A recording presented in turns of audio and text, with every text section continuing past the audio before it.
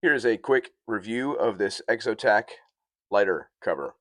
It is set up for Bic lighters, and it is a very tight fit here on the bottom. You squeeze from the bottom here to press it out, and it just holds these standard Bics.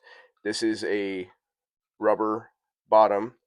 The top is something like Zytel, kind of reinforced plastic, and it is waterproof by these kind of angled rings.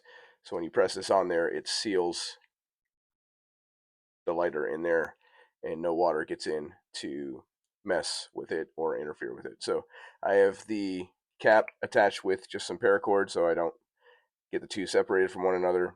And this is something I keep in my little emergency kit.